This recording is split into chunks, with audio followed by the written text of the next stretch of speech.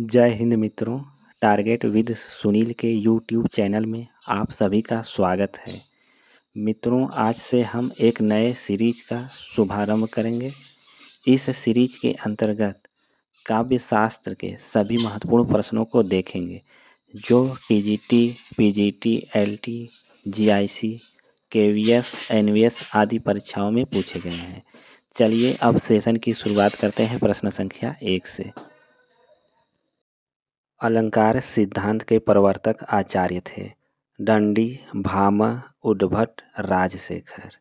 आप सभी बताइए अलंकार सिद्धांत के प्रवर्तक आचार्य कौन थे? तो इसका राइट आंसर है भामह। प्रश्न 2, काव्य के विशिष्ट तत्व के रूप में ध्वनि शब्द का सर्वप्रथम प्रयोग किया। भामह ने, दंडी ने, आनंदवर्धन, कुंतक ने।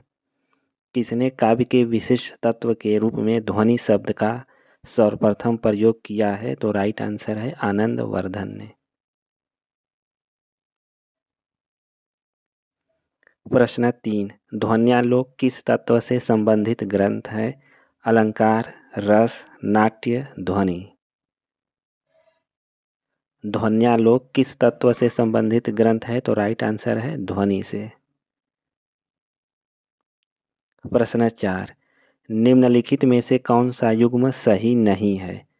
भट्टलोल्लट, उत्पत्तिवाद, शंकुक, अनुमतिवाद, आचार्य मम्मट, भुक्तिवाद, अभिनव गुप्त, अभिव्यक्तिवाद। तो कौन सा युग्म सही नहीं है? तो राइट आंसर है विकल्प सी, आचार्य मम्मट, भुक्तिवाद। प्रश्न 5, सुंदर है विहग सुमन सुंदर, मानव तुम सबसे सुंदरतम में कौन सा काव्य दोष है? अधिक पदत्व, अप्रतीतत्व, दुष्कर्मत्व, क्लिष्टत्व दोष। प्रश्न 5 का सही आंसर है अधिक पदत्व दोष। प्रश्न 6, नाट्य शास्त्र के प्रणेता हैं भट्टलोल्लट, भरतमुनि, भट्टनायक, अभिनव गुप्त। नाट्य शास्त्र के प्रणेता कौन हैं? इसका सही आंसर है भरतमुनि। प्रश्न 7, विभावानुभाव व्यभिचारी संयोगादर्श निष्पत्ति है को प्रतिपादित किया। दंडी ने, भरतमुनि ने, वामन ने, अभिनव गुप्त ने। आप सभी बताइए प्रश्न संख्या 7 का सही आंसर क्या होगा? तो इसका राइट आंसर है भरतमुनि ने। प्रश्न 8, कुवलया नंद के रचयिता हैं। आप सभी बताइए कुवलया नंद के रचयिता कौन है? तो इसका राइट आंसर है अप्पय दीक्षित। प्रश्न 9, आचार्य मम्मट ने काव्य गुण माने हैं 10, 3, 15 या 8। आप सभी बताइए आचार्य मम्मट ने कितने काव्य गुण माने हैं? तो इसका राइट आंसर है 3।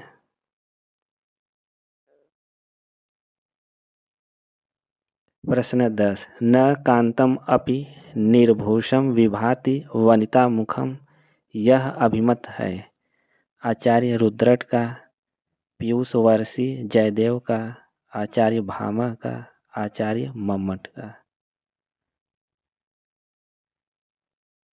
प्रश्न 10 का सही आंसर है आचार्य भामह।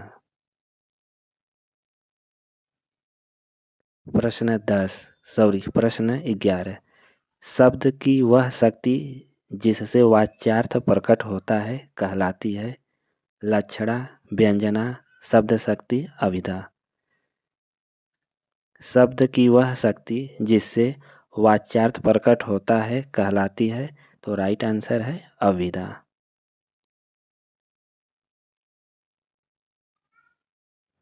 प्रश्न 12, सही युग्म चिन्हित कीजिए।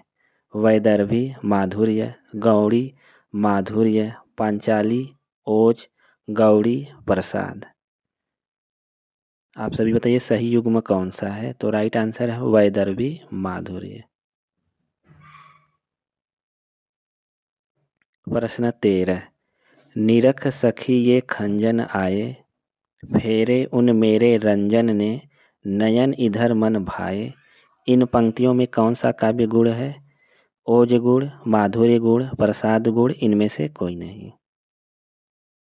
आप सभी बताइए इन काव्य पंक्तियों में कौन सा काव्य गुण है? तो राइट आंसर है माधुर्य गुण। प्रश्न 14। काव्य का वह गुण जो चित्त में तेज और स्फूर्ति का संचार करता है, कौन सा गुण कहलाता है? ओज गुण, माधुर्य गुण, प्रसाद गुण, इनमें से कोई नहीं। काव्य का वह गुण जो चित्त में तेज और स्फूर्ति का संचार करता है, ओज गुण कहलाता है। प्रश्न 15। तरु रिपु रिपु धर देख के, विरहिणी ती अकुलाय में कौन सा काव्य दोष है? च्युत संस्कृति, न्यून पदत्व, अधिक पदत्व, क्लिष्टत्व दोष। आप सभी बताइए प्रश्न संख्या 15 में कौन सा काव्य दोष है? तो राइट आंसर है क्लिष्टत्व दोष। प्रश्न 16। दंडी के काव्यशास्त्री ग्रंथ का नाम है? प्रतिदर्श, काव्यशास्त्र, काव्यादर्श, भाषादर्श। आप सभी बताइए दंडी के काव्यशास्त्री ग्रंथ का क्या नाम है? इसका राइट आंसर है काव्यादर्श। प्रश्न 17। शब्दार्थों सहितो काव्यम परिभाषा किनके द्वारा की गई है? आचार्य दंडी, आचार्य रुद्रट, आचार्य भामह, आचार्य विश्वनाथ। आप सभी बताइए शब्दार्थों सहितो काव्यम परिभाषा किसके द्वारा दी गई है? यह परिभाषा आचार्य भामह द्वारा दी गई है। प्रश्न 18। दृश्य काव्य की विधा है? नाटक, निबंध, उपन्यास, गीति नाट्य। आप सभी बताइए दृश्य काव्य की विधा कौन सी है? तो राइट आंसर है नाटक। प्रश्न 19। रस सूत्र की अनुमितिवाद व्याख्या करने वाले आचार्य हैं? रस सूत्र की अनुमितिवादी व्याख्या करने वाले आचार्य कौन है? तो राइट आंसर है शंकुक। अनुभावों के कितने भेद होते हैं? 2, 3, 4 या 6? अनुभाव के कितने भेद होते हैं? तो राइट आंसर है 4। प्रश्न 21। भरत मुनि ने रस सूत्र का विवेचन अपने किस ग्रंथ में किया है? नाट्य दर्पण, नाट्य शास्त्र, हृदय दर्पण, उपर्युक्त में से कोई नहीं। भरत मुनि ने रस सूत्र का विवेचन अपने किस ग्रंथ में किया है? तो राइट आंसर है नाट्य शास्त्र में।